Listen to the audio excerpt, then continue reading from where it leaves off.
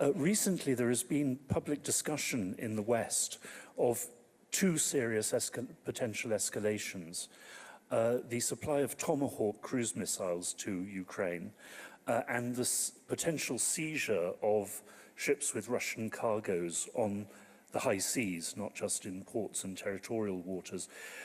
Could you give us your view of the dangers of this and perhaps say something about how Russia would respond? Thank you.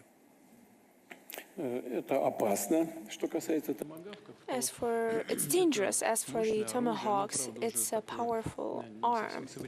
Perhaps not the most modernized, but it's powerful. Poses serious threat.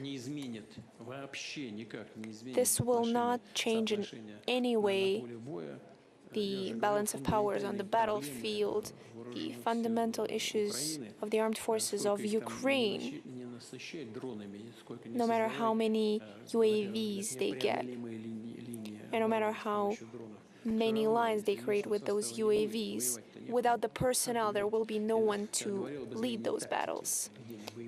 They have to change the tactics.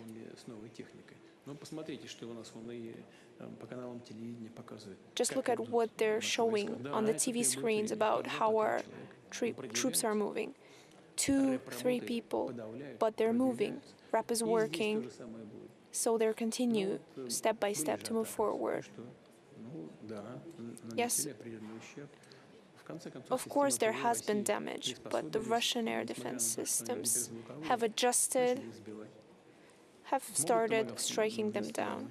Can Tomahawks inflict damage? Yes, but we will continue to strike them down. We will continue to perfect our systems. Will this pose damage to our relations, where we see light at the end of the tunnel? Of course. Of course.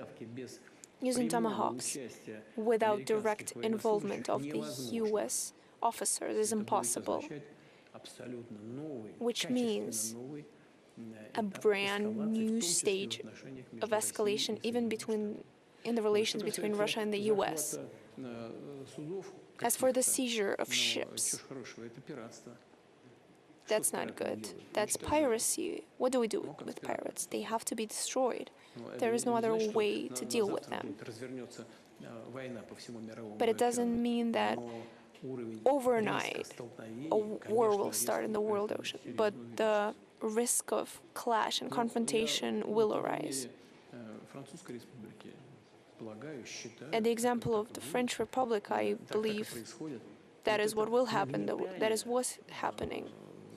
This mudding of waters and this stirring up of the situation and this continuing of rising level of escalation is nothing but an attempt to distract the attention of their citizens from the growing issues inside those countries. And that is what they're attempting to do. They are awaiting a response from our side. It immediately changes the track of political attention. SOS, we're being attacked. Who is attacking us? Russia. Everyone should stand strong together in order to unite against this common enemy. That is their common goal. And the citizens of those countries should be aware that that is the goal. They want to lead them astray, trying to avert them away from protests, especially on the streets. But at the same time, to suppress their civic activity and to stay in power. But the citizens of these countries should understand that this is a high-risk game. They're being pushed on the path of escalation as well as large-scale armed conflicts. I wouldn't do it.